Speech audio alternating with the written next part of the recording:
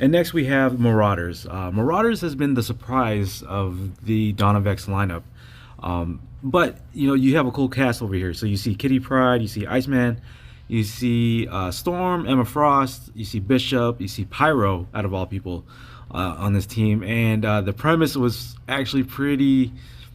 I enjoy it because there's a little bit of a comeuppance for me for being a Colossus fan, and how Kitty Pryde walked out on the wedding that they were supposed to have and be married and all that stuff. So for the fact that Krakoa is like, no, you cannot get into Krakoa. I would like to believe in my headcanon that Krakoa didn't feel that that wasn't right for Kitty to walk out on Colossus. So that's just my headcanon. But anyways, regardless of why Kitty can or cannot enter through the Krakoa portal gates, is going to be probably be shown in of course the later issues. So going back to the Marauders, so it's interesting for the fact that Kitty Pryde can't enter through the gates. So now she has to hijack boats in order to get to the island itself, and then all the mutants and the mutant kids are making fun of her, like, oh hey, you're the girl that can't get in, and and she has a busted nose, so like she's going through it. In that little sense, I feel for her in that sense. But still, you still walked out of Colossus. I'm not going to let that go.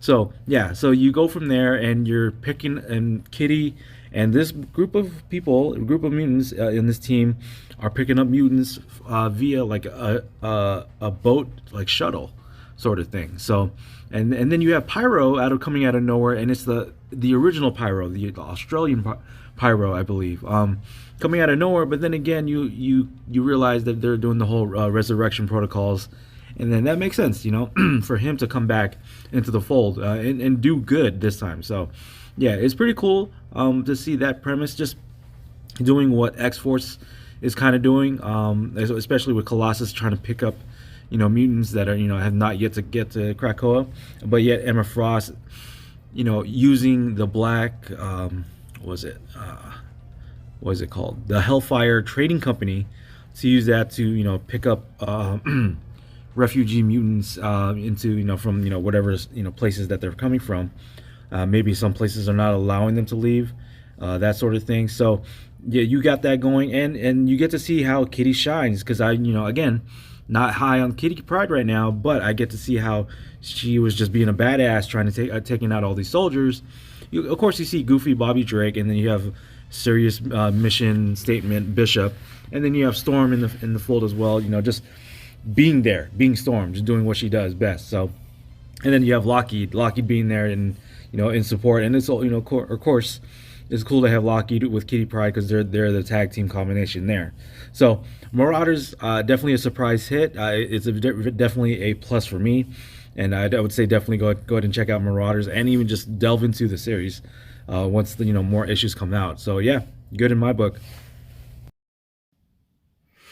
And then I believe we're at the end of the lineup. I believe we have X-Men #1. So I'm gonna transfer it over to the Quiet Council, that friends of mine, Jason and Joel, and then I believe I talk about a little bit more about X-Men #1 as well.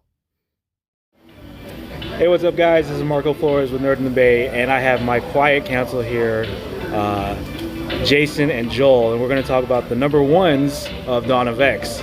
So, Jason, how about you let me know how you think about X-Men #1? Well, X-Men #1 was not my favorite, as I think I told you before, and that's mainly because it didn't advance the storyline, I think, at all.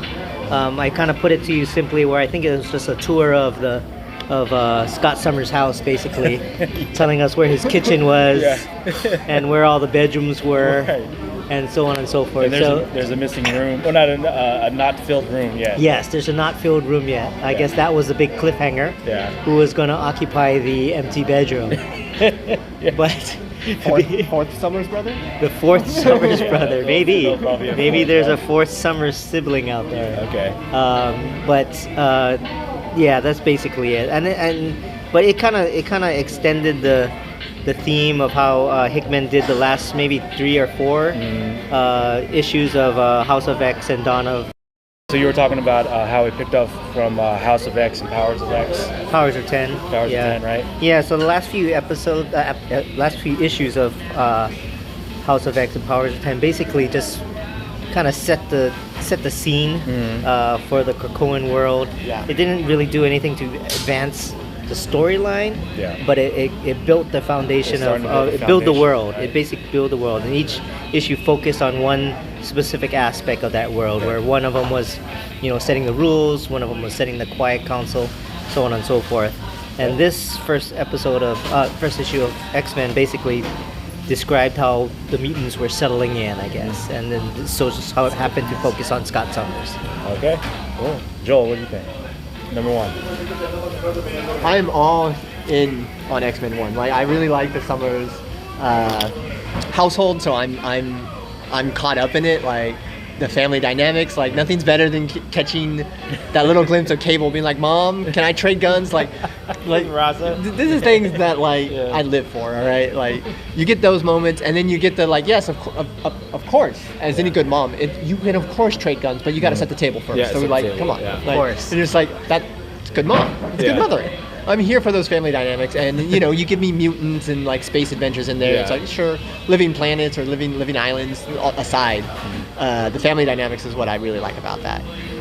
Beyond that, the bedroom setup, I think that's interesting. I missing rooms, missing people in the rooms. I don't know. It's kind of interesting to see more of just the Summers brothers being okay with each other, like Vulcan, like.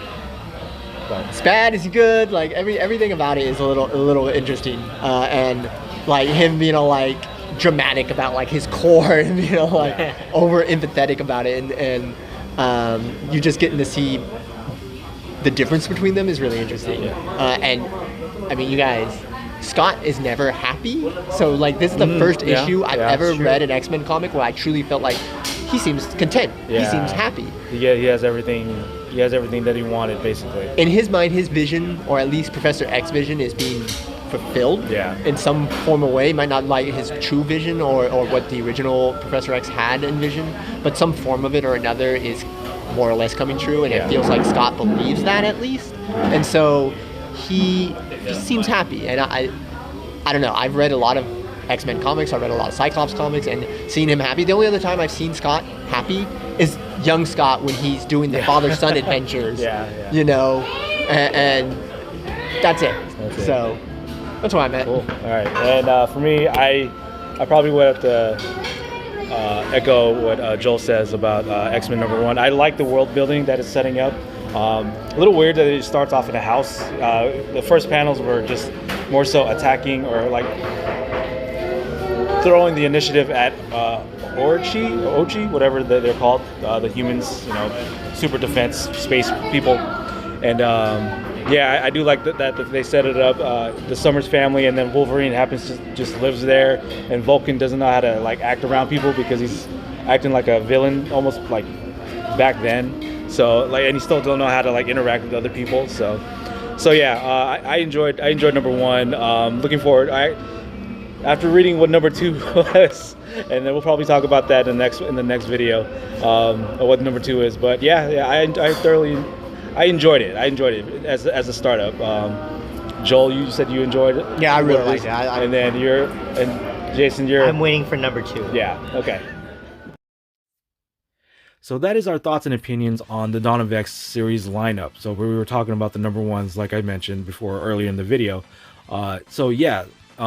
We didn't get to do all of them as a group together, but I hopefully as we do the #2s that we get to hear their opinions of Joel and Jason, and get to hear their thoughts and opinions on the #2s.